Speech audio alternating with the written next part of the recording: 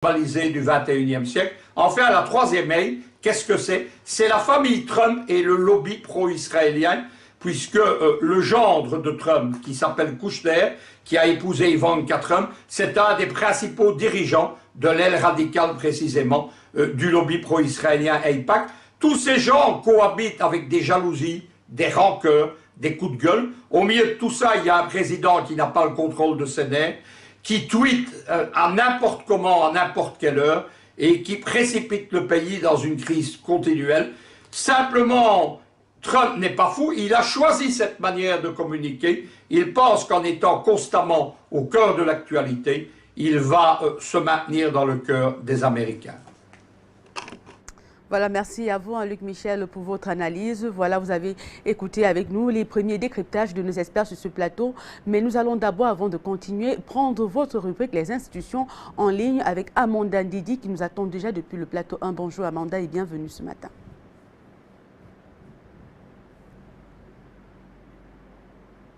Bonjour à vous, bonjour aux téléspectateurs. Bienvenue dans cet espace consacré au portail de gouvernement africain. Ouvrons cette page par cette fenêtre sur le Tchad avec ce titre Tchad-USA pour une coopération agissante. Le secrétaire d'État américain Rex Tillerson, récemment déchu, a été reçu lundi par le chef de l'État tchadien Idriss Déby Itno au palais présidentiel. L'instruction du Tchad sur la liste des pays dont les citoyens sont interdits d'accès aux États-Unis, la lutte contre le terrorisme dans le Sahel, les échanges commerciaux, l'investissement dans l'énergie, la crise libyenne ont été abordés au cours de cet échange. Au Maroc, on parle du message de félicitations de Sa Majesté le roi Mohamed VI, Amir al-Mounine, au pape François à l'occasion du 5e anniversaire de son pontificat. Dans ce message, le souverain marocain exprime à Sa Majesté le pape François ses vives félicitations et ses sincères vœux de santé, de bonheur et de prospérité, lui souhaitant davantage de succès dans sa mission suprême pour le rayonnement des nobles valeurs humaines. Arrivée du président en provenance de l'Inde, telle est la une du portail de Guinée équatoriale. Le président de la République équatorienne, Obiang Bazogo, est arrivé à Malabo lundi après avoir assisté aux travaux du premier sommet de l'Alliance solaire internationale à New Delhi, capitale de l'Inde.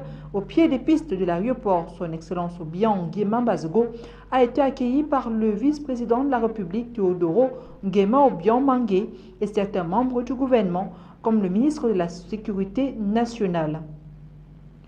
En RDC, le président Kabila a reçu une délégation des opérateurs économiques du secteur minier en fin de semaine dernière. Le but de la réunion a été de clarifier certains aspects du nouveau code minier récemment adopté par les deux chambres du Parlement qui devra être promulgué incessamment. Les représentants du secteur minier ont soulevé quelques inquiétudes susceptibles d'affecter leur coopération sur le terrain. Le président de la République les a rassurés qu'ils sont des partenaires économiques de la République démocratique du Congo et que leurs préoccupations seront prises en compte. La une du gouvernement sénégalais est consacrée au premier forum économique et social international du RUSFIC. Le chef de l'État Macky Sall s'est rendu au CICAD de Diamniadio pour présider le premier forum économique et social international de Rufisque sous le thème « S'implanter en territoire d'avenir ».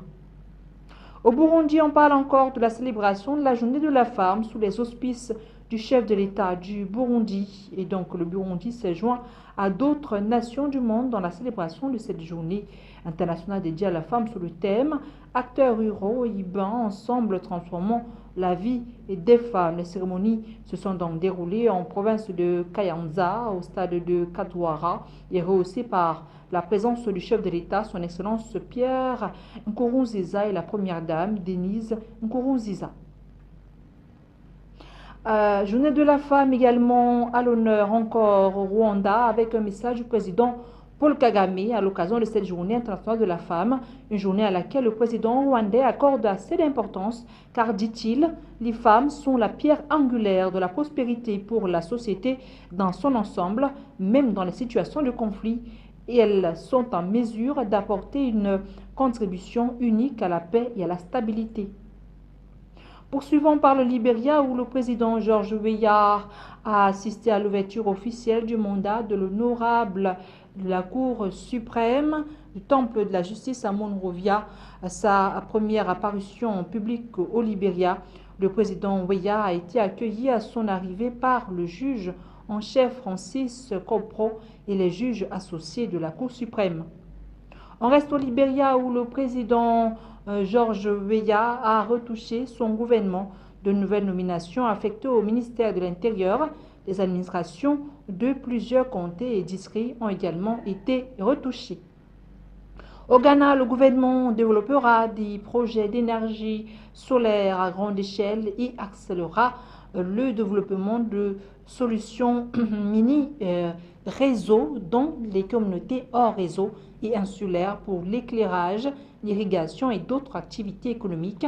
Une promesse faite par le président Nana Akufo-Addo lors de la conférence fondatrice de l'International Solar Alliance ISA à New Delhi, en Inde. Le président de la République de Djibouti, son Excellence Ismaël Omar Guelleh, a lui aussi pris part dimanche à cette conférence internationale sur l'énergie solaire à New Delhi, la capitale de l'Inde, une conférence aux finalités aussi nombreuses qu'importantes.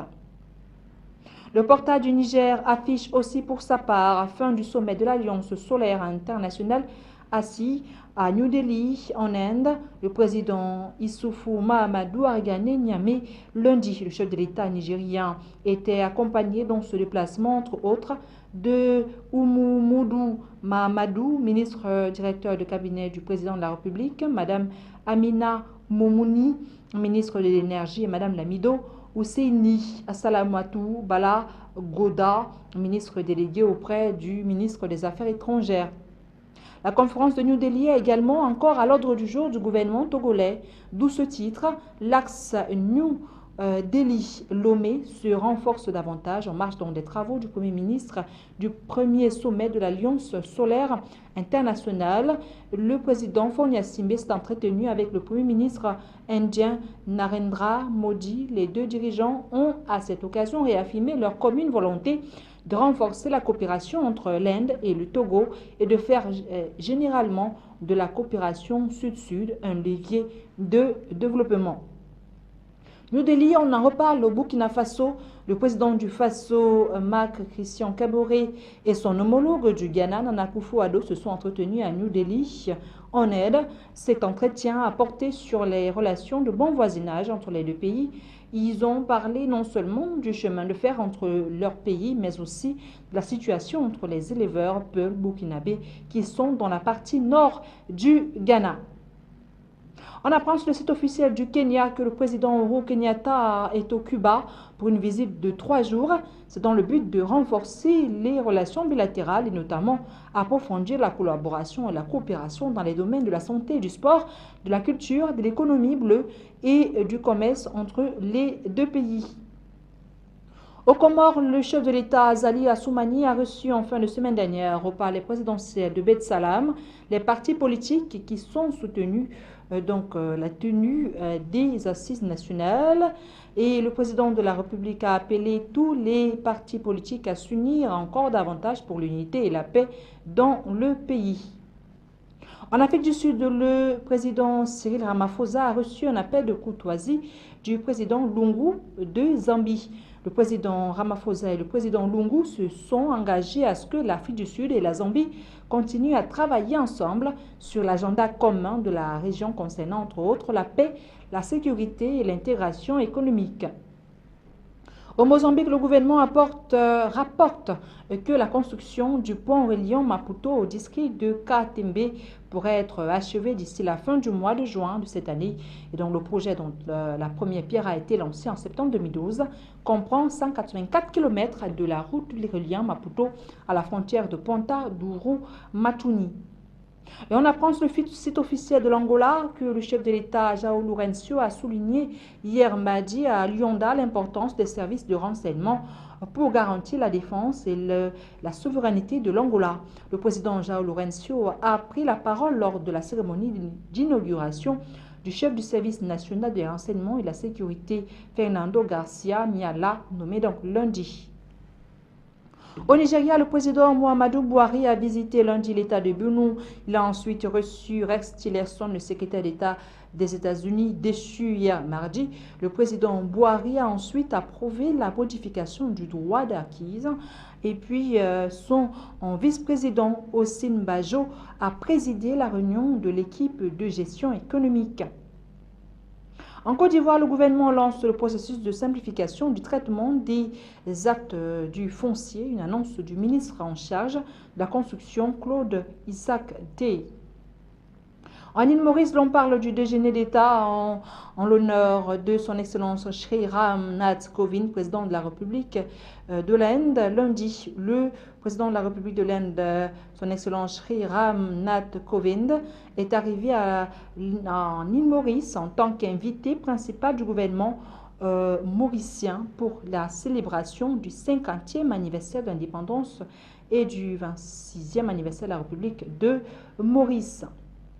On termine par l'Ouganda où le président Museveni a assuré aux habitants de la sous-région de Lango dans le nord de l'Ouganda que certaines débauches de rapports sur l'insécurité qu'il a entendues dans la région seront traitées par le gouvernement. Donc, il a déclaré que depuis que le mouvement de résistance nationale a été en mesure de traiter avec les ethnies Ojukwu, Koni, Lakwena et les voleurs de bétail qui colportent l'insécurité, la situation actuelle sera également traitée après une réunion de sécurité régionale. C'est sur cette nouvelle de l'Ouganda que nous mettons thème à cette page consacrée aux nouvelles des gouvernements africains. Merci de rester scotché donc au programme d'Afrique Média, surtout votre ligne rouge se poursuit. Voilà, merci à toi Amanda Ndedi pour ces institutions en ligne. C'est la ligne rouge qui se poursuit ce matin. Nous parlons du limogeage de Rex Tillerson, ex-secrétaire d'État américain.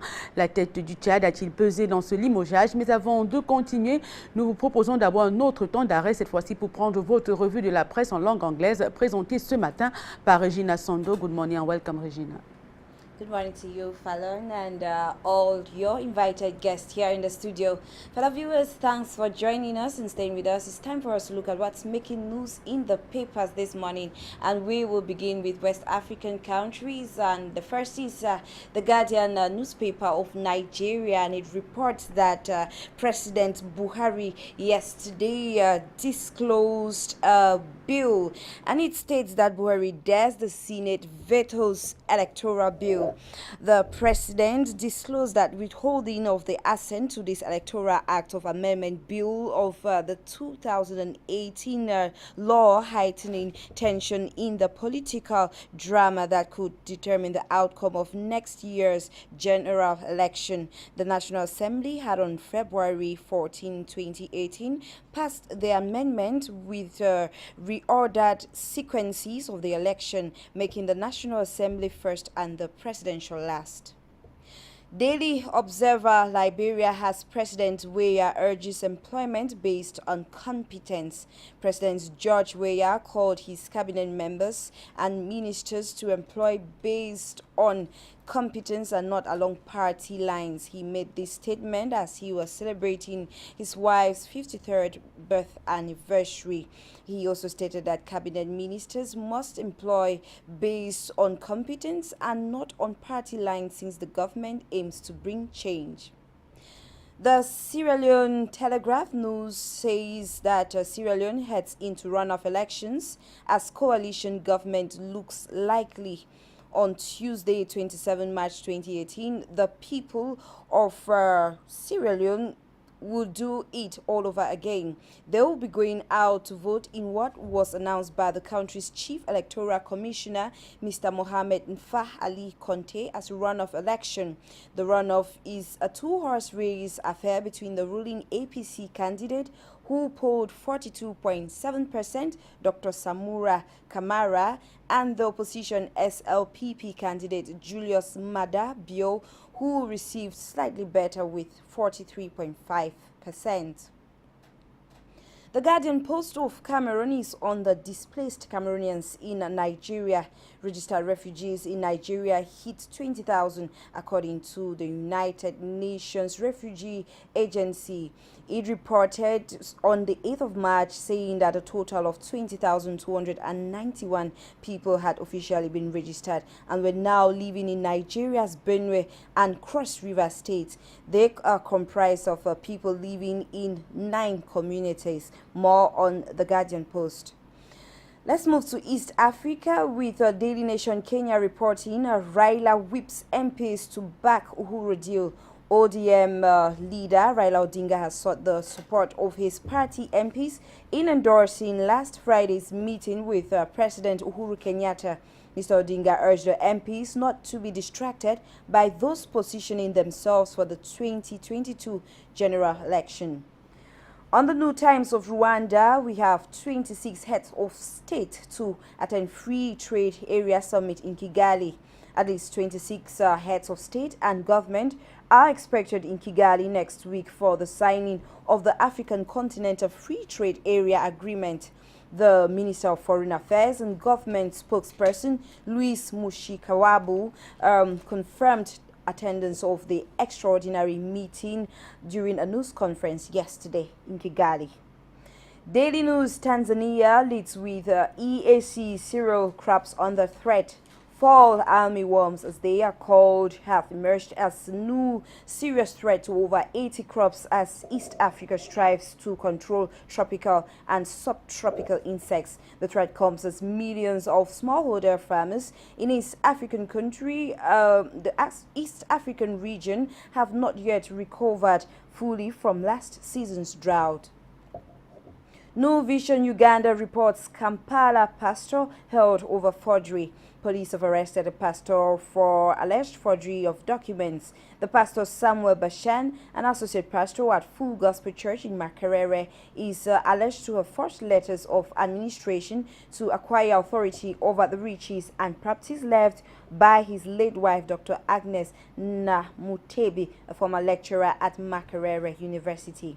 Let's move to South of Africa with the Herald Zimbabwe reporting that Idi Amin pulls in $2.6 billion lithium project. The allure of the new political administration has convinced Australian Stock Exchange listed Prospect Resources to commit to a lithium project near Harare, which is expected to generate over $2.6 billion in revenues in the next 2 decades.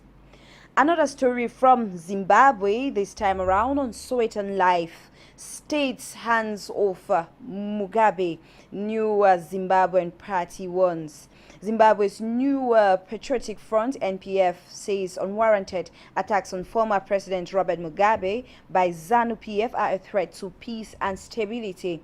Since inception last month, the NPF has been operating with faceless leaders that has until a senior ZANU-PF official, retired Brigadier Ambrose Mutinhiri, met Mugabe at his private residence in Harare.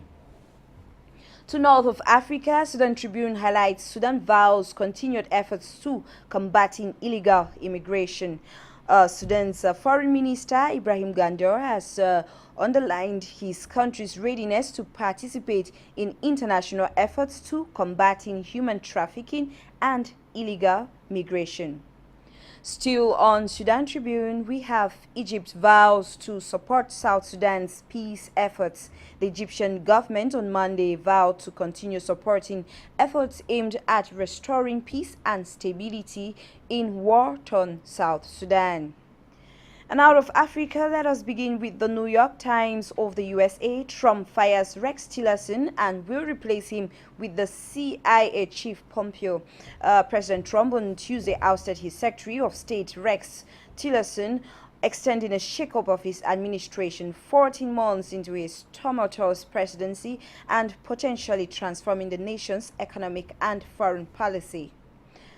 On to the UK, don't try to intimidate us. That's Russia running Britain.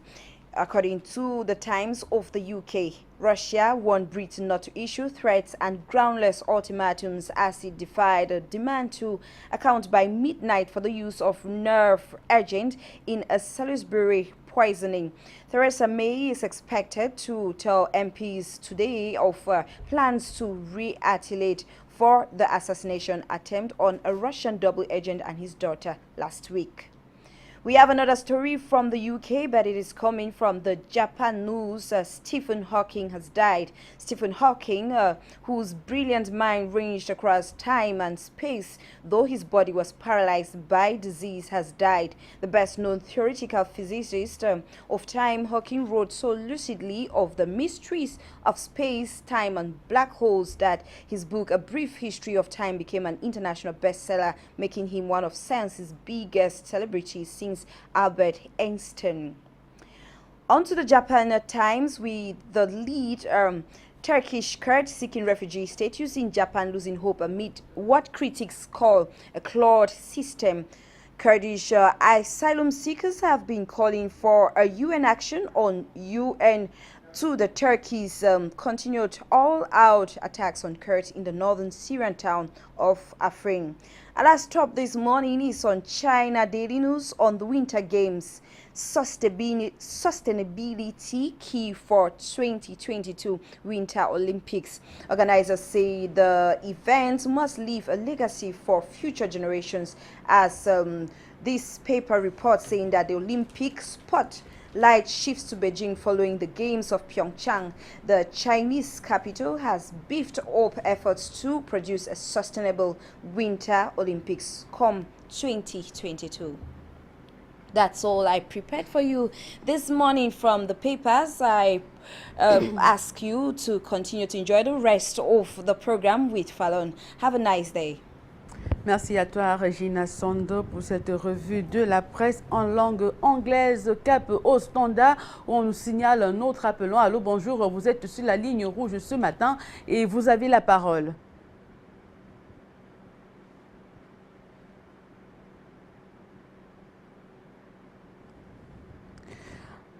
Allô, bonjour, vous êtes sur la ligne rouge ce matin et vous avez la parole.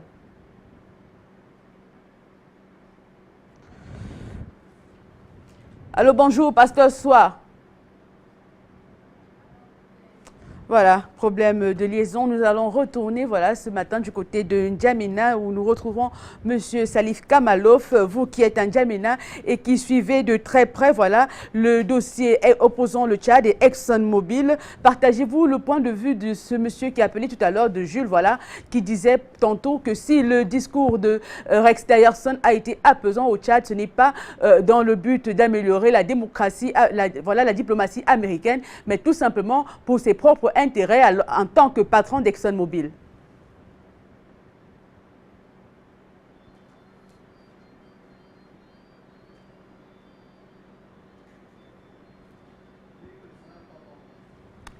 Voilà, nous revenons sur ce plateau.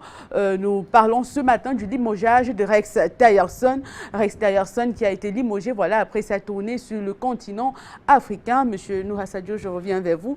Pensez-vous, partagez-vous du moins le même point de vue que Jules qui a appelé tout à l'heure et qui disait que si le discours de Rex Tillerson a été complaisant, ce n'est pas dans le but d'améliorer la diplomatie américaine sur le continent africain, mais tout simplement pour ses propres intérêts en tant que patron d'ExxonMobil. Jules a raison. Il a raison. Souvent, je l'écoute. Jules n'est pas bête. Il réfléchit bien. Par contre, limoger un chef de mission en plein voyage, c'est pas normal. Ça, je trouve que bon, vous savez, Trump, il ne nous étonne pas. Hein. Il y a des Américains qui disent, mais est-ce qu'il n'est pas fou? Les Américains le disent toujours, est-ce que Trump n'est pas fou? Il les affaiblit de toutes les... Parce que ces réactions... Mais si c'est cela, ce ne serait pas le premier président américain à avoir été victime de sa folie. Parce que souvent les réactions de M. Trump inquiètent. Et il y a beaucoup de partisans qui disent que Amérique first, c'est ça sa politique. Mais Amérique first, en brimant une partie de l'Amérique, en prenant des mesures bizarre parce que, par exemple, quand il dit qu'il va mettre des murs dans les frontières, aux frontières avec le Mexique et autres pour faire ombrage à la population hispanophone qui vivent aux États-Unis, c'est que vraiment c'est bizarre de son côté. Par contre, Rex Tillerson, Trump, c'est bonnet blanc, blanc, bonnet. C'est la même chose. Moi, ça ne m'inquiète pas. Son limogeage ne me laisse ni chaud ni froid. Seulement, le nouveau faucon qui arrive, ce sera toujours du pareil au même. Voilà, nous allons cap sur Yaoundé pour retrouver Arthur Aoumou. Monsieur Aoumou, vous avez écouté tout à l'heure Jules quand il parlait de Rex Tillerson dans son discours. Et pour Monsieur Jules, voilà, Rex Tillerson n'a pas eu un discours apaisant parce qu'il voulait embellir l'image de la démocratie américaine, mais tout simplement pour ses propres intérêts, vu le litige qui oppose ExxonMobil au gouvernement tchadien. Partagez-vous le même point de vue?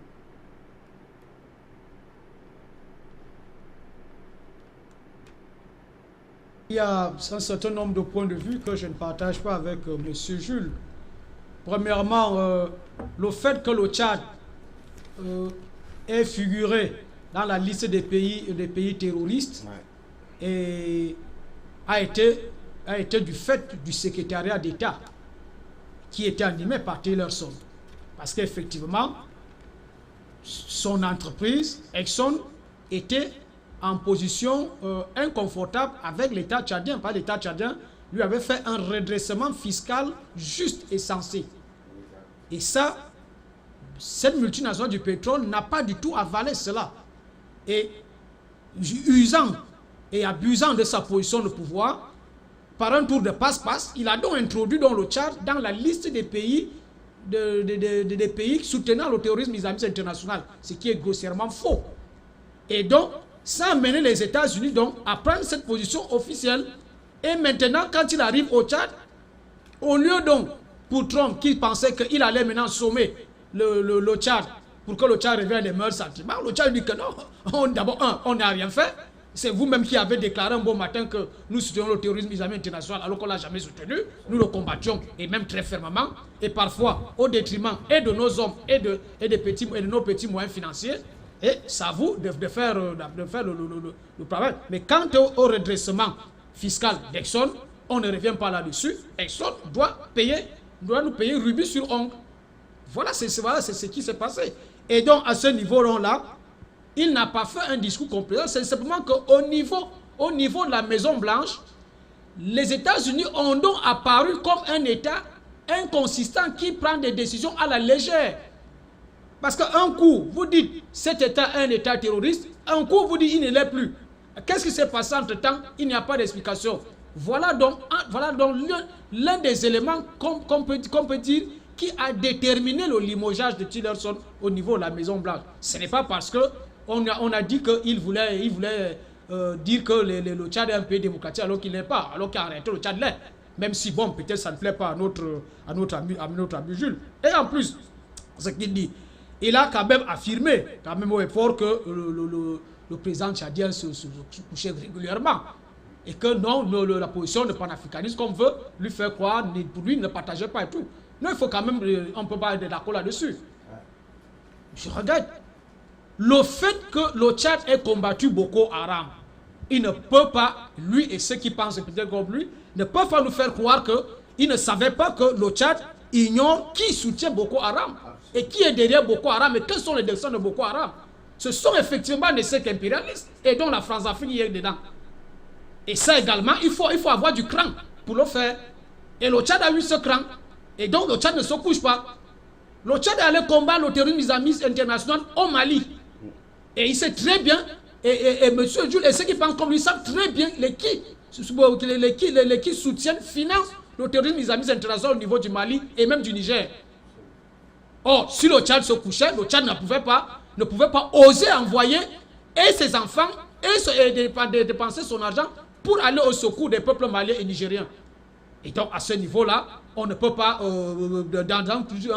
dans une formule très, très réductrice et très lapidaire et non fondée, dire que le Tchad se couche permanemment. On peut continuer là-dessus. Parce qu'il faut bel et bien qu'on... Madame Fallon, permettez-moi d'insister là-dessus, sur ce divers point-là. Parce que si on laisse passer, on risquerait d'induire les téléspectatrices et les téléspectateurs en erreur, alors qu'il n'y a pas erreur là-dessus. Il y a un autre problème, par exemple, sur le problème des enfants. Oui, il a parlé des enfants qui ont été... que le Tchad a abandonné comme ça là. Ce qu'il n'a pas dit, et il le sait très bien, à savoir que le Tchad a été à deux doigts d'être totalement déstabilisé par la France qui avait soutenu un bon nombre de rébellions. Et ça a été le fruit d'un compromis politique. D'un compromis politique. Et ça également, quel est l'État, quel est le chef d'État dans le monde entier qui n'a jamais fait de compromis politique? Sauf si on fait dans la science-fiction. Mais dans le monde réel, il n'y a pas un seul chef d'État qui n'a pas fait de compromis politique. Quel que soit le pays que vous allez prendre, quel que soit le continent. Et d'autres, au niveau du sommet panafricain, on va dire qu'il m'a-t-on dit qu'il s'était couché et donc il a renvoyé. Non, le sommet prévu à Djamena a simplement été décalé. Il n'a jamais été annulé.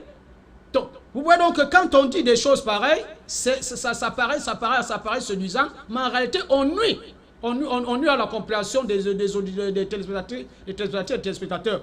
Et en plus, si le Tchad se couchait, comme il nous dit si bien, il se rappelle qu'il y a eu combien de chefs d'État en Afrique qui ont eu le courage de dire à une puissance qui est venue installer une base militaire, bon, à partir de tel moment, vous allez emballer votre matériel et vous allez rentrer chez vous, on ne veut plus de votre base militaire. Or, il a fallu un président comme Idriss Déby pour avoir ce cran-là. Il dit, bon, là maintenant, là, cette base militaire étrangère, c'est fini, vous allez emballer vos affaires et vous allez partir et je vous donne 6 mois. Si avec ça, on continue à dire que le Tchad se couche et que le président Déby n'est pas panafricaniste et qu'il se couche toujours devant les impérialistes, alors je dirais qu'on ne parle pas peut-être du Tchad ou du président Déby, on parle peut-être d'un autre. Merci Madame Fallon. Merci à vous, Monsieur Aoumou, pour votre intervention. Nous revenons sur ce plateau, voilà, pour marquer un autre temps d'arrêt. Cette fois-ci, pour prendre votre revue de la presse en langue Haoussa, présentée ce matin par Mahama Awalgaba. Bonjour et bienvenue. Ina kwana Falancunya, ina kwana Nuwasajo, ina kwana Afirka, ina kwana duniya baki ɗaya gaba da gabatar shirin jaridun duniya daga talabijin Afrin Media.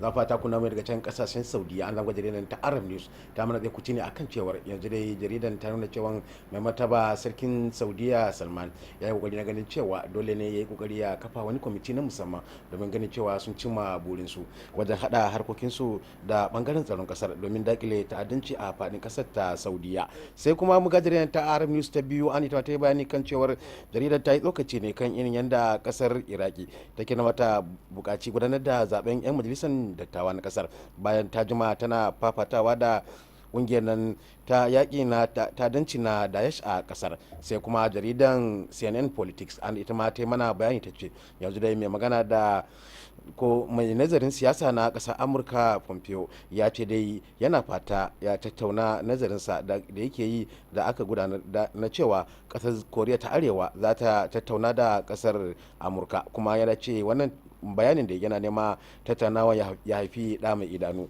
Sai kuma jaridan BBC News an ita ce kungiyoyin mata a ƙasar Iran suna kirarin cewa sun samu nasarar tsakaninsu da gwamnatin Hassan Rouhani musamman ma wajen basu izini na kar su yi amfani da niqab ko kuma hijab. Sai kuma jaridan Guardians an da ita ma ta mana bayani ta ce yanzu dai manyan masu fada aji a gwamnatin kasar Iran sun fara kalubalantar gwamnatin Donald Trump an da suke ganin cewa yanzu dai kasashen nahiyar Turawa suna kokari su ci gaba da gudanar da harkokin kasuwanci a tsakaninsu bayan ita Amurka tana so ta durkusar da ita. Sai kuma jaridan The News Times of India ita kuma ta ce yanzu dai kasar Iran ta yi ikirarin cewa tana ganin kasar Sin ko China za ta shiga cikin jerin sunaye waɗanda za su gina sabuwar tashar jirgin ruwa a can kasar ta India wanda ake kira Shabaha da ke kasar India. Sai kuma mu ga jaridan Financial Post an ta mana bayani kan cewa Mike Pompeo da yake ganin cewa ko manazarci ya nazarci cewa a kasar Amurka ta yi Allah wadai da irin yakin da ake yi a can kasar Iran da kuma kasar Saudiya, musamman a yakin da suke yi a can kasar Yemen, bayan dukkaninsu suna goyon bayan shugaban kasar Syria Bashir al-Assad. Sai kuma jaridan Al Jazeera an ita ma ta yi bayani kan cewar a kasan Ireland, Mary Lund McDowell ta yi kokari na ganin cewa ta hambari abokin takaranta a kujeransa Gair Adam, an da ake ganin cewa yanzu dai ita ce ta zama sabon shugaban kungiyar nan ta jam'iyyar Irish National Party, wanda take da shekaru 48 kuma ta bangare shi wanda yake yayi kokari na ganin cewa ya zauna akan kujerun ne har tsawon shekaru 35. Jaridan The Washington Post ta kasar Amurka ta ce tana tunanin ganin cewa Donald Trump yana kokarin mai sakataren harkokin kasashen ƙetare na ƙasar ta Amurka Rex Tillerson a matsayinsa, yana so ya canja shi ne da wani wanda ake ganin cewa shi ma zai iya zama cewa sakataren harkokin kasashen waje na ƙasar ta Amurka. Sai jaridan The New York Times ita kuma ta ce yanzu dai da alamu dai ganin cewa Donald Trump zai iya yin wani bayani ko ya maye gurbin sakataren harkokin kasashen ƙetare na ƙasar Amurka Rex Tillerson, ya sanya Pompeo a matsayin cewa shine zai dauki wannan matsayin. Sai jaridan China Daily an da ita kuma ta yi mana bayani cikin cewa gwamnatin kasar Sin ko China ta fitar da rahotonta na shekara-shekara kan an da ake ganin cewa sun cimma matsayi wajen ganin ba a kai musu wani hari ba a faɗin kasar. Sai jaridan Los Angeles Times an ta yi bayani ita kuma ta ce jaridan nunawa ta yi mahimmancin da kasar Alkahira take kokari na ganin shugabannin adawa na kasar da kuma al'umma su mika rahotanninsu ga gwamnatin kasar, musamman wajen watsa labarai da ake yi a faɗin kasar ta Egypt. Sai kuma jaridan Alwatan an ta mana bayan ta ce mai magana da yawun ofishin jakadan kasar Amurka da ke kasar Algeria ya bayyana manema labarai cewa ba wata tawagar dakarun tsaron kasar Amurka a faɗin kasar ta Algeria. Jaridan Le Presse kuma ta yi bayani kan cewa jami'an gwamnatin kasar Tunisia sun fara gudanar da wani taron su na inganta ayyukan kasar, kuma sun ba wa bangaren kwadago darajansa na muhimmanci. Sai kuma jaridan Hot Post an ta mana bayan ta ce yanzu da a kasar Morocco jami'an tsaron cikin ruwa na kasar sun samu nasarar ceto waɗansu bakin haure waɗanda suka nemi su ɓace a cikin ruwan da hada nahiyar Afirka da nahiyar Turai su 18. Sai jaridan Al Watwan ta kasar Comoros ita ta ce ministan harkokin tsaro na kasar Comoros Muhammad Daudu ya bayyana cewa lamarin tsaro dai bai shafi jami'an tsaro ba na kasan, kasancewan kasar tana fama da waɗansu matsaloli a tsibirin da ya kewaye kasar ta Comoros. Jaridan Chad Info kuma ta ce sakataren harkokin kasashen ƙetare na kasar Amurka Rex Tillerson ya ziyarci shugaba Idris Deby Itno a fadan sa da ke birnin N'Djamena, an sun tattauna matsalolin da ke tsakanin kasashen su guda biyu.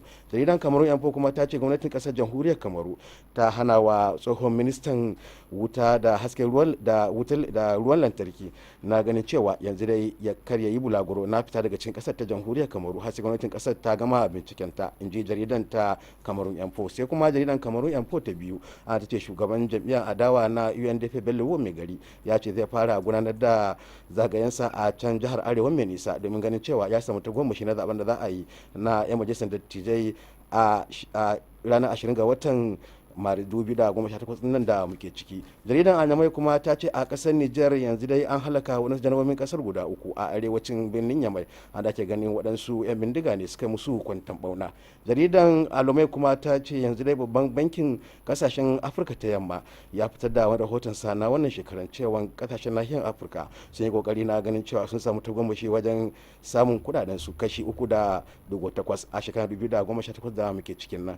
Jaridan Akutano kuma ta ce gwamnatin kasar jamhuriyar Benin ta yi kokari na ganin cewa tana yaƙi da jajircewa wajen samun ko kwararren maganuka marasa amfani a faɗin kasar. Sai jaridan Libreville an ita kuma ta mana bayan ta ce sabon ministan noma na jamhuriyar Gabon ya yi kokari na ganin cewa yana buƙatan taimakawa masu gudanar da noma a can kasar.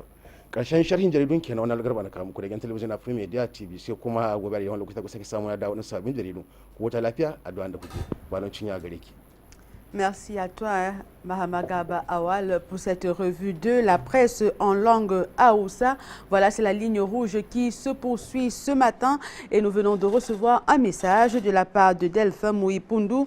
Bonjour aux aînés Sadio Kamalov Aoumou, que je suis régulièrement ici sur Afrique Média et dont je partage le point de vue et les analyses. Bonjour l'Afrique, c'est encore Delphin de Bujumbura. Selon moi, l'éviction de M. Tyerson est due à son discours, notamment à sa manière presque honnête de reconnaître le travail salutaire de son Excellence Idriss Déby Itno dans la région du Sahel. A ajouté à cela le fait que l'ex-patron de la diplomatie états-unienne est plutôt proche du numéro 1 russe qui a soutenu ExxonMobil en Russie. Tous ces événements doivent gêner dans les hautes sphères aux États-Unis. Merci à vous, M. Delphin Mouipundu, pour votre message ce matin. Retour au standard pour prendre une autre intervention. Allô, bonjour, vous êtes sur la ligne rouge et vous avez la parole ce matin.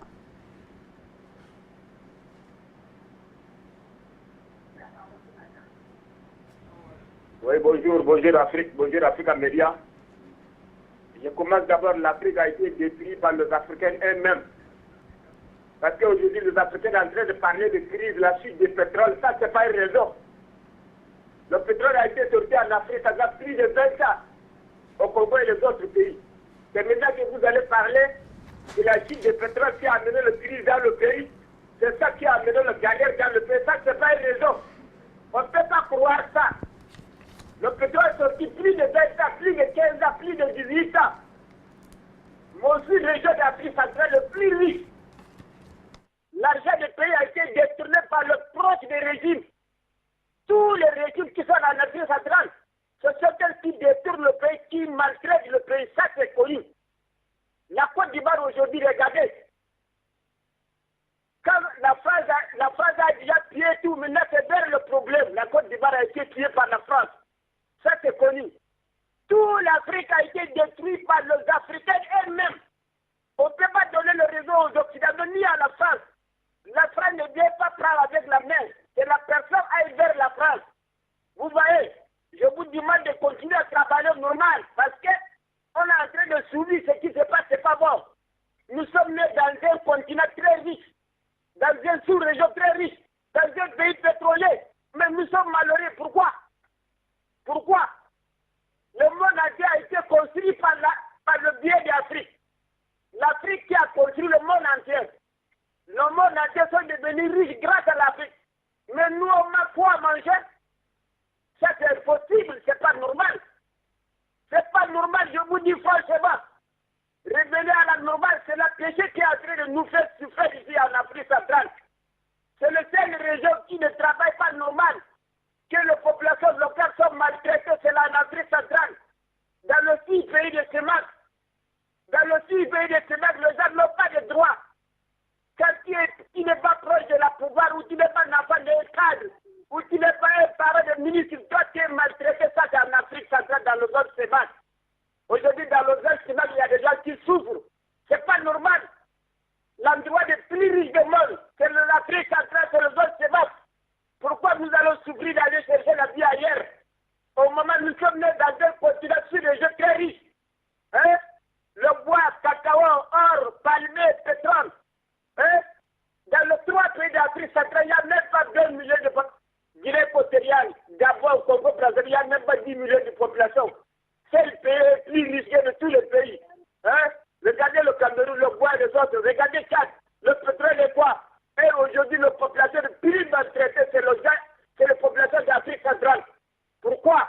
C'est pas normal. Hein? Après la mort aussi, il y a des contre-radis. Le président ne peut pas réclamer leur droit du Dieu. Hein?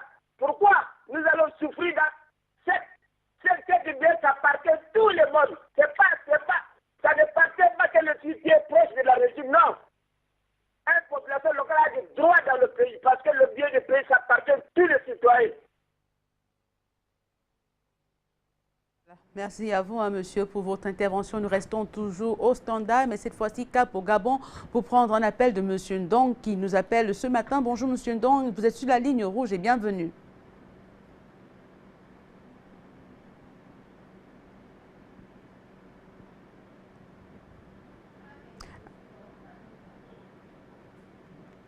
Allô, bonjour, monsieur Ndong, vous êtes sur la ligne rouge ce matin. On a perdu M. Ndong. Voilà, on prend un autre appelant. Allô, Palon, bonjour. Bonjour. Palon, bonjour. Bonjour, doyen Noir Sadio. Je voulais saluer tous ceux qui sont invités ce matin pour nous donner les nouvelles du continent. J'appelle aujourd'hui spécialement pour dire merci à Kamalo pour son intervention d'hier.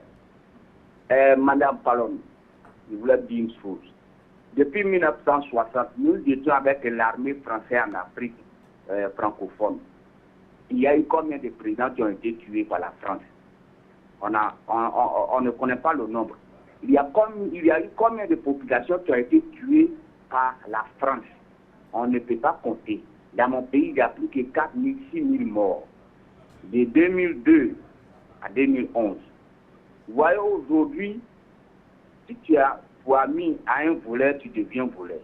Si tu as pour ami à un richard, où tu travailles, tu deviens riche. Si la Russie est venue en Afrique aujourd'hui défendre l'Afrique centrale, c'est-à-dire que l'Afrique centrale, il faudrait que les experts en militaire, en économie, puissent expliquer à nos présidents de trouver des nouvelles accords avec comment faut répartir avec la Russie pour pouvoir avoir l'industrie militaire chez nous ici. Il ne faudrait pas qu'on dise non, ils sont venus prendre notre argent, ils sont venus prendre notre sous-sol, ils sont venus prendre notre bien. Quand tu fréquentes quelqu'un qui est fort, demande-lui comment tu as fait pour devenir fort. Si les Africains ils ont l'argent pour se faire construire des industries militaires pour être demain pour ne plus être mangés par la France, qu'ils en profitent avec la Russie. Pourquoi ils vont signer des accords de gagnant-gagnant seulement?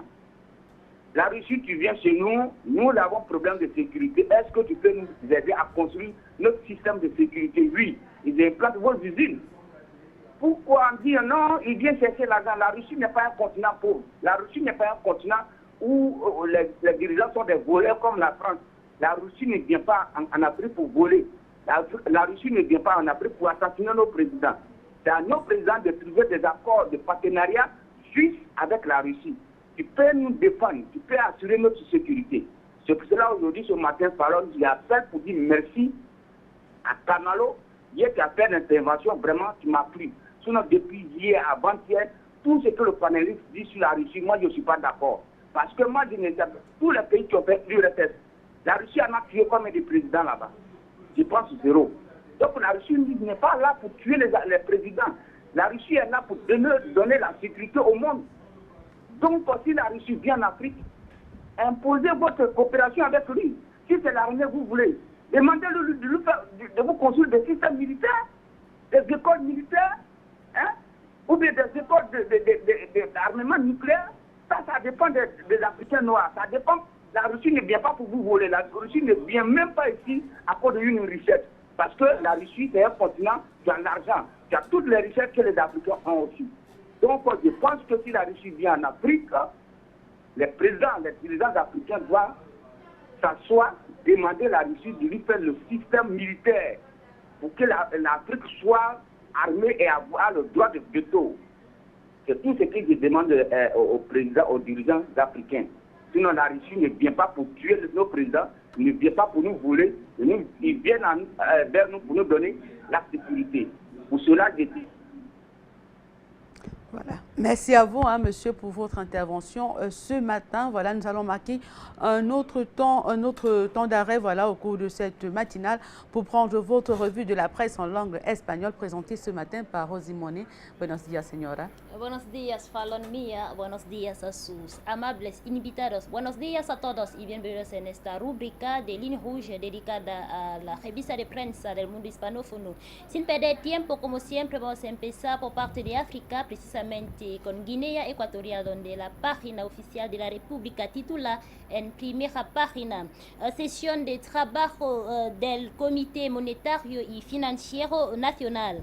Según nos enseña la Oficina de Información de Guinea Ecuatorial, el Comité Monetario y Financiero Nacional de la República de Guinea Ecuatorial se ha reunido en sesión ordinaria ayer martes, día 13 del presente mes, bajo las directrices del ministro de Hacienda, Economía y Planificación, Lucas Abagan Chama, para rebordar diferentes temas de reuniones anteriores y encontrar mecanismos para el crecimiento económico nacional e internacional. Siempre en Guinea Ecuatorial, la portada oficial pone audiencia del viceprimer ministro con el embajador de Brasil. Según nos trae la Oficina de Información y Prensa de Guinea Ecuatorial, el viceprimer ministro y ministro del Interior y Corporaciones Locales, Clemente Ngongangema Ongene, se ha reunido este lunes 12 de marzo con una delegación brasileña de protección civil que encabeza el embajador de Brasil en Guinea Ecuatorial, Ebaldo Freire. Cabe recordar que el objetivo de la visita de la delegación brasileña es el de materializar la firma del acuerdo entre Brasil y Guinea Ecuatorial sobre la cooperación técnica de protección y defensa civil. Salimos de Guinea Ecuatorial con esta otra noticia. El ministro de Exteriores recibe al embajador de Japón. La Oficina de Información y Prensa de Guinea Ecuatorial nos hace saber que el ministro de Asuntos Exteriores y Cooperación, Simeón Oyono Esono Angue, recibió el lunes 12 de marzo en su despacho en la sede ministerial al embajador de Japón en Guinea Ecuatorial, Masaki Sato, con quien ha conservado sobre el estado de las relaciones de cooperación bilateral. Cabe precisar que es el primer encuentro que Simeón Oyono Esono mantiene con el embajador de Japón, Masaki Sato. Vamos a poner el cabo ahora por parte de España, donde el periódico El País escribe: Rajoy justificará el rechazo a revalorizar las pensiones para no ponerlas en peligro. Según nos escribe El País, habrá hoy debate en el Congreso sobre las pensiones después de semanas de movilizaciones de los pensionistas en muchas ciudades españolas que tendrán su máxima expresión este sábado en una manifestación de jubilados de toda España. El País nos dice también que los grupos parlamentarios de la oposición pedían este debate, pero el jefe de gobierno Mariano Rajoy dio el paso de anunciar su comparecencia. Siempre en España, el periódico ABC titula: Ana Julia confiesa medias verdades para eludir la prisión permanente. Según nos informa ABC, Ana Julia Quesada aguantó el tipo, las idas y venidas rodeada de guardias civiles, el calabozo, los registros, los insultos y los intentos de agredirla sin desfallecer en ningún momento cerca de 48 horas. ABC nos hace saber también que ayer, casi al mismo tiempo que a media España, se le encogía el corazón con la imagen del ataúd blanco de Gabriel Cruz delante del altar de la Catedral de Almería. La detenida, la bruja mala, como la llamó la madre de la criatura, confesaba a los investigadores el crimen del niño. Vamos a proseguir este momento de noticia por parte de América Latina con el periódico La República de Perú, que pone: Stephen Hawking falleció a los 76 años. Según nos enseña La República, una de las mentes más brillantes de la ciencia, Stephen Hawking, murió a los 76 años en su casa de Cambridge. La noticia fue confirmada por un portavoz de su familia esta noche. Llegará a Cuba el presidente de Kenia, es lo publicado por Granma de Cuba.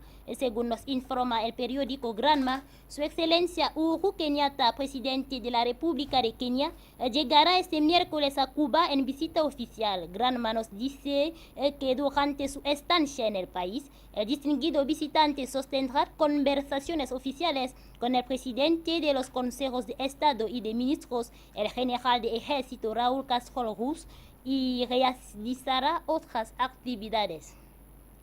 Vamos ahora por parte de Panamá, donde el periódico El Siglo escribe: oficialistas sustentarán más recursos. El Siglo nos hace saber que un recurso de amparo de garantías contra la votación de recomposición de la nueva comisión de credenciales de la Asamblea Nacional fue presentado ayer por los diputados de la bancada panameñita. El siglo nos informa también de que el recurso fue interpuesto ante la Corte Suprema de Justicia, al tiempo que los panameñistas aseguraron que la votación fue macarónica, por lo que advirtieron que caben otros recursos legales contra este sufragio.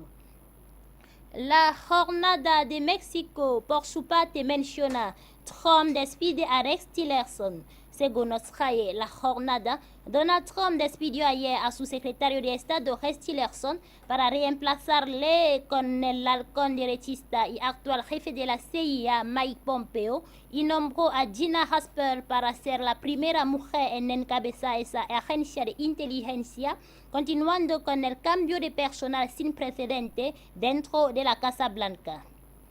Vamos ahora por parte de la República Dominicana con el periódico El Caribe, que publica: Ferreras desiste de recurso que buscaba habilitar a Medina. El Caribe nos enseña que el abogado Fredermido Ferreras Díaz desistió ayer a la acción directa de inconstitucionalidad que sometió ante el Tribunal Constitucional contra el artículo transitorio que imposibilita al presidente Danilo Medina a postularse por un tercer periodo a la presidencia de la República. El Caribe nos dice también que el documento fue depositado ante la Secretaría General del Tribunal Constitucional con fecha de 13 de marzo, dirigido al presidente de la Alta Corte y a los jueces que integran el tribunal. Clausuramos este momento de noticia con el Heraldo de Colombia, que titula: Fiscalía pide investigar a Aida Merlano por compra de votos. Distinguidos televidentes, es aquí que ponemos un punto final a esta edición de Revista de Prensa. Muchas gracias por su atención. Quedan en compañía de Fallon Chunia para la continuación de su programa. Merci à toi, Rosimone, pour cette revue de la presse en langue espagnole.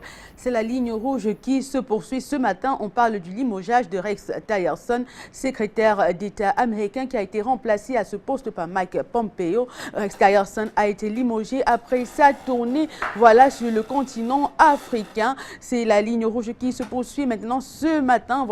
Que pensez-vous du limogeage de Rex Tillerson? Est-il dit à son discours prononcé lors de la conférence conjointe en N'Djamena avec le ministre Mahamat Zene Cherif, ministre des Affaires étrangères, où l'ex-secrétaire d'État américain a déclaré que le Tchad était un partenaire incontournable pour la lutte contre le terrorisme et un partenaire efficace aux côtés des États-Unis, investis comme ça dans la bataille antiterroriste sur le continent. Voilà, chers téléspectateurs, le sujet de ce matin. À vous de réagir en passant par les numéros qui s'affichent en bas de votre écran. Mais avant, nous allons marquer un autre temps d'arrêt. Cette fois-ci pour prendre votre revue de la presse en langue swahili. Mais avant cette revue de la presse, nous retournons au standard. Allô, bonjour, vous êtes sur la ligne rouge ce matin et vous avez la parole. On a perdu cet appelant. Voilà, nous allons directement à notre revue de la presse. Jambo Cecilia Solemomo. Jambo mgeni wetu hapa studio. Jambo watazamaji wetu, hii ni Africa Media ikiwaletea kutoka magazetini. Karibu we pamoja nasi ikiwa ni uchambuzi wa magazetini kwa lugha yetu ya Kiswahili. Na leo tunaanza moja kwa moja na gazeti la huko nchini Malawi. Tupate taarifa kutoka ndani ya gazeti hilo la Malawi. Habari iliyopewa umuhimu kwenye hilo gazeti. Tupate taarifa hapo ndani. Mhubiri wa Malawi anaishi Afrika ya Kusini, Shepherd Bushiri wa kanisa Enlightened Christian Gathering, ameshinda ushindi mkuu wa kisheria wakati alipokuwa kwenye mahakama ya Pretoria kwa wahubiri wa uongo baada ya watu watatu kumshutumu kuwa ni mhubiri wa uongo wakitumia Facebook. Hizo ni habari iliyopewa umuhimu kwenye hilo gazeti. Tuelekea kule nchini Kenya, habari iliyopewa umuhimu kwenye hilo gazeti. Kiongozi wa upinzani nchini Kenya, Bwana Raila Odinga, amesiwa bunge wa chama chake kumuunga mkono Rais Uhuru Kenyatta. Odinga aliwahimiza wabunge na wanawasiwa na wasiwasi wajiweke sawa kwa uchaguzi mkuu wa 2022. Alisema hayo baada ya kukutana na Rais Uhuru Kenyatta wa Kenya. Hizo ni habari iliyopewa umuhimu hapo. Tuelekea kule gazeti la Afrika ya Kusini kwenye gazeti la The Citizen. Kiasi cha randi milioni 15.3 yasiyo ya matumizi ya halali ilitumika kumzuia Zuma kwenda jela, asema kiongozi Musi Maimane. Anasema lazima alipe fedha. Rais huyo wa zamani wa Afrika ya Kusini Jacob Zuma alitumia pesa hizo kwa ada ya kuepuka mashtaka juu ya udanganyifu. Hizo ni habari iliyopewa umuhimu kwenye hilo gazeti la Afrika ya Kusini. Tuelekea kule nchini Zimbabwe kwenye gazeti la Herald. Ushawishi wa utawala mpya wa kisiasa umemhamasisha soko la ubadilishaji cha Australia kutekeleza mradi karibu na Harare ambayo inatarajiwa kuzalishwa zaidi ya dola bilioni 2.6 kwa mapato katika miongo miwili ijayo. Hizo ni habari iliyopewa umuhimu kwenye hilo gazeti. Tuelekea kule nchini Rwanda kwenye gazeti la nchi hiyo. Ukuaji wa kiuchumi Rwanda ulizidi kupunguzwa na 5.2 na ikiwa 6.1 mwaka jana. Utendaji mzuri ambao uliongozwa na ukuaji wa robo ya 4. Takwimu zilitolewa na taasisi ya takwimu za Rwanda hapo jana. Hizo ni habari iliyopewa muhimu kwenye hilo gazeti la Rwanda. Tuelekea kwenye gazeti la Habari Leo. Habari iliyopewa muhimu kwenye hilo gazeti. Serikali imesoma makadirio mwelekeo bajeti ya shilingi trilioni 32.476 ambazo zinatarajiwa kukusanywa na kutumiwa kwa mwaka wa fedha 2018-2019, ikiwa ongezeko la shilingi ya bilioni 764 ikilinganishwa na bajeti ya mwaka 2017 na 2018. Hizo ni habari iliyopewa umuhimu kwenye hilo gazeti. Tuelekee nchini Uganda kwenye gazeti la nchi hiyo. Habari iliyopewa umuhimu kwenye hilo gazeti la Uganda. Shirika la utangazaji la Uganda UBC imetoa nia ya kukata rufaa juu ya mahakama kuu ambayo iliamuru kulipa shilingi milioni 80 kwa mgombea wa zamani wa upinzani wa urais Kizza Besigye kwa kutotangaza ujumbe wake wa kampeni uchaguzi wa chama chake. Hizo ni habari iliyopewa umuhimu hapo. Bado tukiwa kwenye hilo gazeti la huko nchini Uganda, chama tawala cha Burundi limefafanua jina la rais la maono. Burundi chama tawala cha CNDD na FDD ilitangaza Nkurunziza kuwa rais wa milele, ambao wanaoshutumu wanasema wanajaribu kumweka madarakani kwa maisha. Hizo ni habari iliyopewa umuhimu kwenye hilo gazeti, na habari zingine utazipata ndani ya hilo gazeti. Tuelekea kule nchini Ethiopia kwenye gazeti la nchi hiyo. Watu 38 waliuawa jana katika ajali mbaya huko Legabo Veradi, eneo la kusini la Wallo katika mkoa Amhara, wakati basi lilikuwa limebeba abiria kutumbukia mtoni, vyombo vya habari vilisema. Hizo ni habari ya kusikitishwa iliyopewa muhimu kwenye hilo gazeti la Ethiopia. Tuelekea kule nchini Gambia, habari zilizopewa umuhimu kwenye hilo gazeti. Baraza la uhamiaji la wakimbizi la Ujerumani limetoa wito wa haraka kuacha uhamisho wa vijana wa Gambia Dame Ndoa. Serikali ilitoa taarifa ya nguvu wiki iliyopita. Dame Ndoa ni mchezaji wa miguu na mwanafunzi anayefanya kazi ya kujitolea kwenye nyumba ya wazee nchini Ujerumani. Hizo ni habari iliyopewa umuhimu kwenye hilo gazeti. Tuelekee kwenye gazeti la huko nchini Tanzania, habari zilizopewa umuhimu kwenye hilo gazeti. Takwimu za hivi karibuni za watumiaji wa mitandao wa internet. Kenya imekuwa ya kwanza kwenye upatikanaji wa data Afrika na upatikanaji wa internet kwa 85%, na ya pili baada ya Amerika ya Kaskazini. Tanzania ina watumiaji wa internet milioni 23 ikilinganishwa na watu wake milioni 59 mtandao huko Dar katika 39%, na Uganda ina watumiaji wa internet milioni 19 kati ya watu milioni 44. Hizo ni habari iliyopewa umuhimu kwenye hilo gazeti. Tuelekee moja kwa moja kule nchini Sierra Leone. Habari iliyopewa umuhimu hapo. Sierra Leone kuelekea kufanya uchaguzi wa marudio siku ya Jumanne tarehe 27 mwezi huu. watu wa Sierra Leone wataenda kufanya uchaguzi wa marudio. Baada ya kamishna mkuu wa uchaguzi wa nchi hiyo alisema baada ya kusubiri kwa siku 7 watapiga kura kutafuta mtu ambaye atafikisha 55% inayotakiwa. Hizo ni habari iliyopewa umuhimu kwenye hilo gazeti.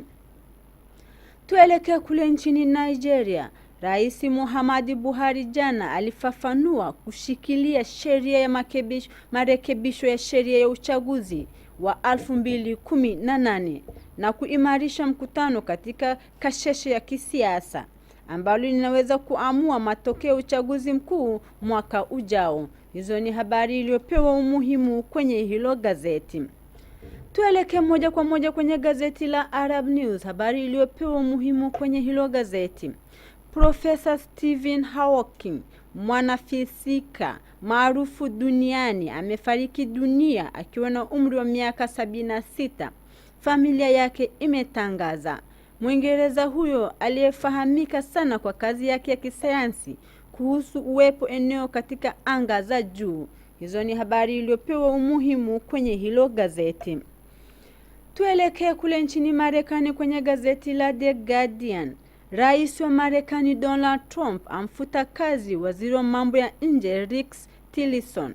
Rais amemshukuru bwana Tillerson kwa huduma yake, akisema mkuu wa shirika la kijasusi Michael Pope atachukua nafasi yake. Rais pia amempendekeza Gina Haspel kwa mwanamke wa kwanza kuwa mkuu wa kijasusi. Hizo ni habari iliyopewa umuhimu kwenye hilo gazeti.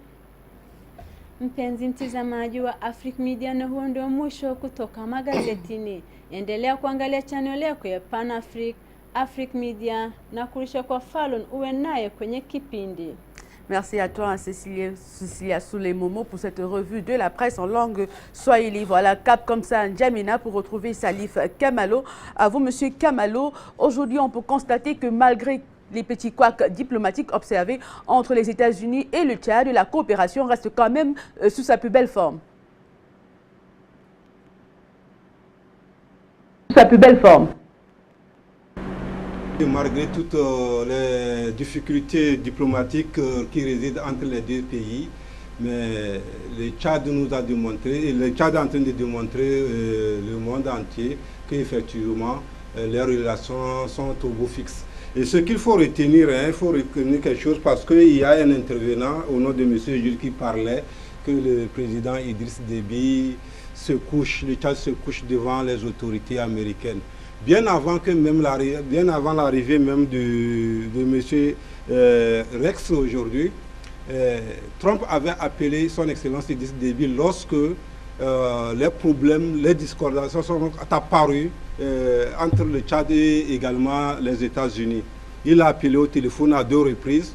Je pense qu'au premier appel, le chef de l'État du Tchad n'avait pas décroché le téléphone parce qu'il était totalement étonné. Il fallait encore renégocier également la ligne pour qu'il puisse quand même s'expliquer. Et Idriss Déby l'avait dit ouvertement que nous, on n'a rien à vous demander. D'ailleurs, moi, je ne vais pas aux États-Unis. C'est vous qui venez chez nous. C'est vous qui avez des profits chez nous. C'est vous qui exploitez tout ce que nous disposons ici. C'est à vous de revoir. Aujourd'hui, je ne sais pas pourquoi les Africains, nous, on est là pour vous donner des informations claires. Dans les relations entre les États, on met également les intérêts individuels de côté. Si M. Tillerson avait quand même eu des grosses affaires avec ExxonMobil en tant que responsable, aujourd'hui, son discours qu'il a porté au niveau du palais, au niveau du peuple tchadien aujourd'hui, c'est de dire avec exactitude le problème qui se passe, tout ce qui s'est passé, l'incohérence dans la diplomatie américaine. Et c'est ça qu'il a quand même présenté, c'est ce qu'il a donné, c'est un des aveux qu'il a fait quand même devant le peuple tchadien. Mais regardez, tout ce que vous êtes en train de vivre aujourd'hui, la position de M. Trump par rapport à son secrétaire d'État, il y a un déphasage parce qu'il ne veut pas quand même reconnaître. Il veut se positionner comme le donneur de leçons.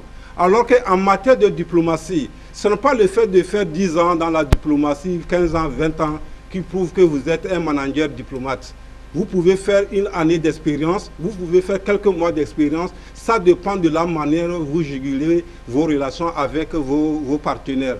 À partir du moment où vous arrivez à maîtriser le cours même des relations, les échanges, comment est-ce que vous pouvez poser vos actes pour que le partenariat puisse se porter très bien, on peut vous donner vraiment un galon d'un bon diplomate de haut vol. Donc je pense que si même monsieur Rex aurait quand même travaillé en tant que pétrolier ou un représentant d'une grande société pétrolière américaine, mais quand même, nous avons senti que dans sa prise de fonction en tant que secrétaire d'État, il a quand même mené une diplomatie qui devait donner de l'auteur à la Maison-Blanche et les États-Unis d'Amérique. Quand vous avez écouté également le ministre de la diplomatie tchadienne, Mohamed Zen. Mohamed Zen, dans sa déclaration, il n'y avait pas quelque chose de l'allégeance, c'est-à-dire se courber les chines devant son homologue. Il a dit en droite ligne la vérité. Mohamed Zen a dit, Chérif a dit, effectivement, le Tchad attend de vous pour que vous rétablissiez les relations. Et le Tchad n'est pas en train de faire des courbettes devant les Américains pour dire que ceci, de ce point de vue, nous souhaiterons que vous puissiez nous réhabiliter. Mais c'est l'analyse des faits qui ont été faites aujourd'hui par des bonnes volontés américaines. Elles ont compris également qu'effectivement, si nous voulons aller dans la justesse, dans la logique des faits, le Tchad ne devait pas être reproché. Et c'est ce qui est en train de se démontrer par l'arrivée de ce secrétaire, M. Tillerson, aujourd'hui. Tillerson a dit la vérité. Mais c'est cette vérité qui blesse M. Trump aujourd'hui, parce qu'il n'allait pas aller dans le sens de faiblesse. Il est allé dans une position de reconnaissance de leur incohérence, de leur incongruité aujourd'hui. C'est ça qui a quand même blessé M. Trump pour le limoger en cours de mission. Il faut saluer également l'intervention de M. Arthur Aoumou. Arthur Aoumou a su bien le dire. Et c'est ça qu'il faut comprendre dans les relations des États. Nous, aujourd'hui, on croit que nous sommes des Africains, quel que soit ce que nous offense aujourd'hui, c'est nous qui serons les premiers à venir s'agenouiller devant les gens pour leur demander encore des excuses. Pourtant, c'est eux qui nous offensent aujourd'hui. Donc, il faut comprendre en réalité que ce n'est pas le cas ici au Tchad.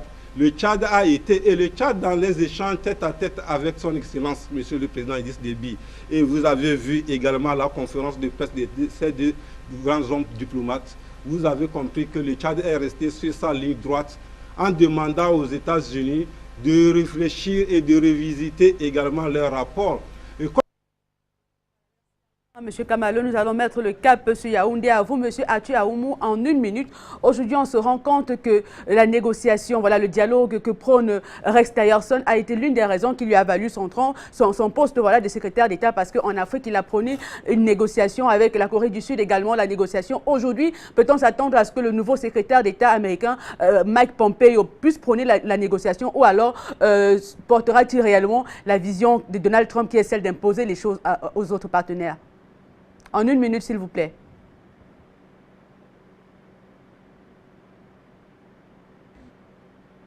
Tout à fait.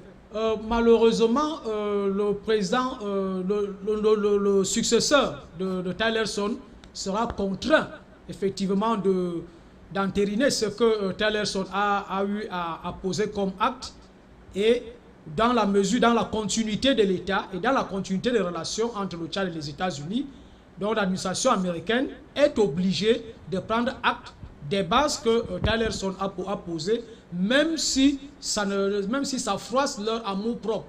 Parce que là, ici, ce n'est pas une question de gérer des états d'âme, mais c'est de gérer les relations d'État à État selon la donne géoéconomique ou géostratégique des uns et des autres. Or, telle que la position du Tchad est et ce que le Tchad représente au niveau géostratégique, les États-Unis ne peuvent pas se payer le luxe de ne pas prendre en considération le revirement fait par Tillerson de 180 degrés pour que les rapports entre les États-Unis et le Tchad deviennent au beau fixe. Je crois que c'est pour cela que, bon, pour essayer de sauver la face, Trump a été obligé de limoger Tillerson, mais en réalité, il va faire ce que Tillerson a déjà posé comme base. Merci. Merci à vous, M. Aoumou, à vous, M. Noura Sadio. Aujourd'hui, on se rend compte que l'administration Trump est très instable. Il vient récemment de limoger un de ses conseillers, un responsable de la diplomatie américaine, Steve Goldstein, pour avoir commenté le limogeage de Rex Tillerson. Comment comprendre cela? Oui, ça veut dire, dans l'administration de Trump, comme l'a si bien expliqué Bikoro Salif, il y a des règlements de compte, des allusions. Surtout son gendre, celui qui a épousé sa fille, qui s'appelle Kushner. Jared Kushner, c'est son œil, son oreille et son... Mais franchement, je suis très fier de ce qu'ont dit mes prédécesseurs. Dire que M. Déby fait les courbettes, c'est ne pas connaître l'homme. L'homme qui a déplacé toute son armée jusqu'au Mali, avec tout ce que les conséquences, malgré que les ingratitudes occidentales ont été prouvées, jamais il n'a courbé les Chines. Je voudrais que, et ça j'en profite pour dire aux Tchadiens qu'il faut être derrière leur président. Ils ne savent pas ce qu'ils gagnent à être derrière le président. Dire que... mais c'est trop dire. Quelle courbette, pourquoi? Tillerson n'est que dans son droit, parce qu'ils sont hommes d'affaires, je vous dis. Ils sont hommes d'affaires avant d'être gouvernants, et ils sont d'abord des hommes d'affaires. Le pognon est leur ligne la plus... c'est tout. Voilà, ils n'aiment que ça, l'argent. Ok, merci à vous, M. Noura Sadio. Nous partons du côté de Bruxelles pour prendre cette dernière analyse de Luc Michel. Luc Michel, d'après vous, qui va remplacer Tillerson? Est-ce une radicalisation de l'administration Trump?